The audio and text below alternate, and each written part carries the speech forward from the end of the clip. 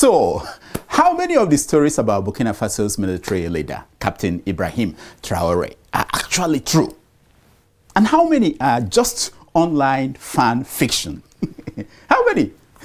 We need to calm down. Yes, you and I, everybody, we need to calm down. You know, we are projecting the hopes and aspirations of a whole continent onto one man. Someone will cry. And we keep those dreams alive by inventing fairy tales. But in doing that, are we not lying to ourselves? Think about it. First, we had Wakanda from the Black Panther, and now we have a new country called Burkina Faso, far away from reality. Honestly, I almost believed some of the stories about the 3 military boys who took over in Mali, Burkina Faso, and Niger. It was wonderful while it lasted. I almost believed that they are turning the Sahel region of Africa into the new African tigers. Yes, I almost believed it. I almost believed that Captain Ibrahim Traore learned English overnight. Yes. I thought, well, maybe like Tinubu, suddenly learning French, that he had his reasons. Oh no. But then his soldiers too started speaking fluent English. And now you are pushing it. You are using AI to push us off the cliff. That's what I started feeling. I mean, I can suspend disbelief and accept that Tinubu speaks French to Emmanuel Macron and his wife. Bonjour. But to have him return from Paris one day, addressing Nigerian soldiers and ministers in French? Come on. No be Nollywood with a watch. Come on. Still, I suspended disbelief until I stumbled on this ultimate fairy tale that General Tishani of Niger Republic renegotiated mining contracts and now makes over $300 billion a year. Yes, billion, as in with B, yes. Yeah, that's what I read. I will tell you the details when we come back. Stay with me. Our own former African Union ambassador to the US, Dr.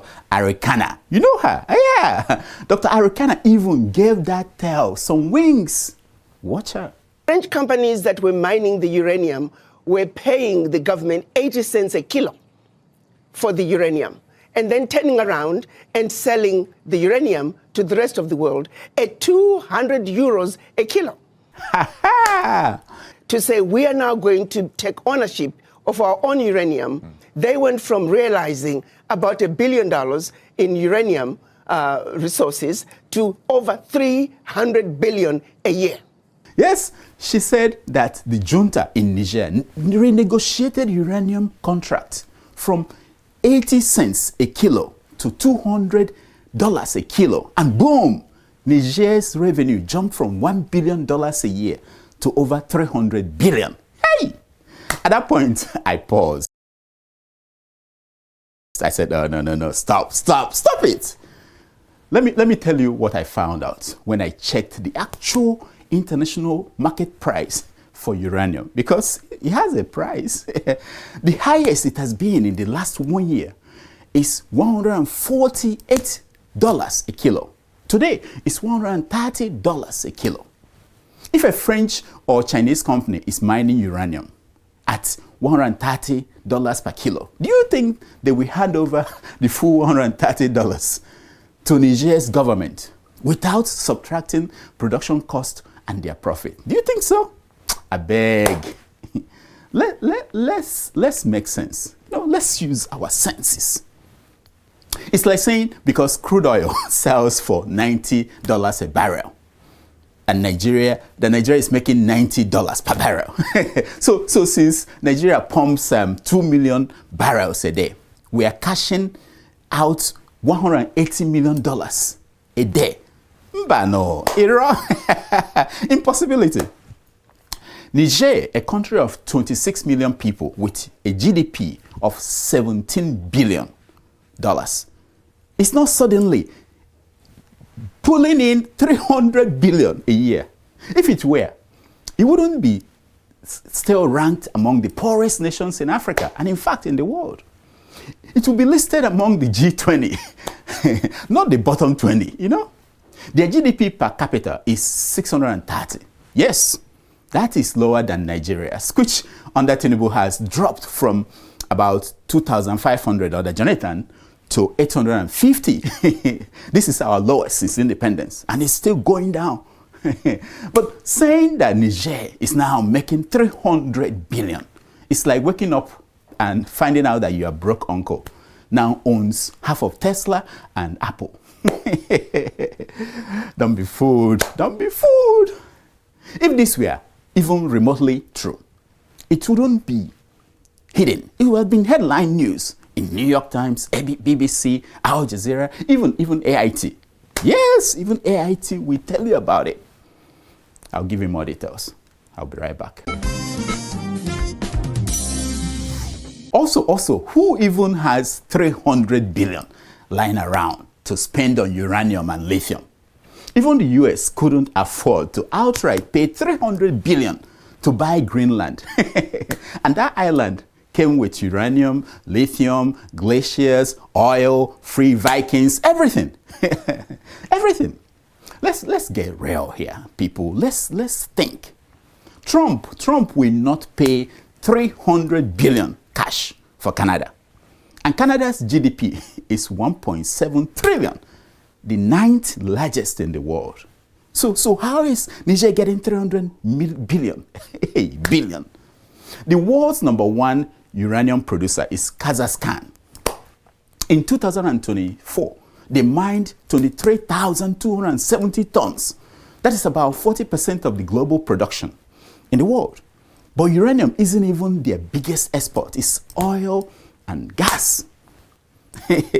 In 2022, Kazakhstan exported about $1.4 billion of uranium to Russia and $1.2 billion to China. And these are their biggest buyers of uranium.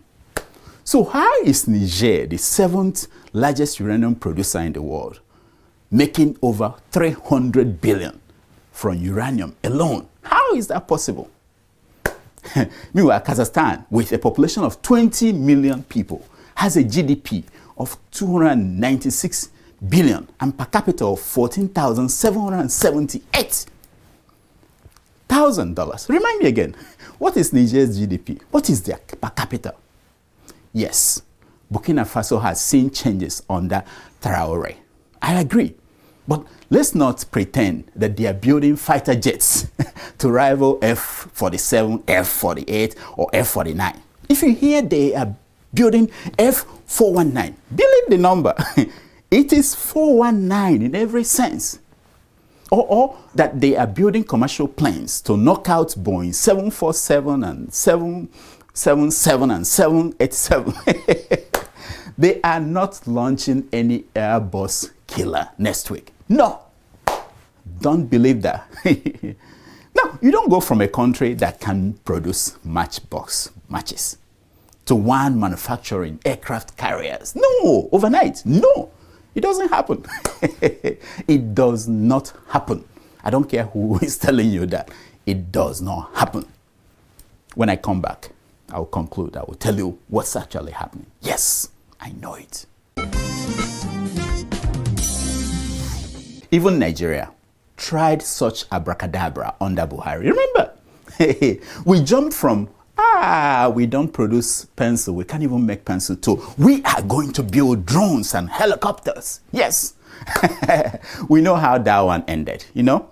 It ended like the new Nigerian National Airlines, the Nigerian Air. Remember? The Buhari's airline.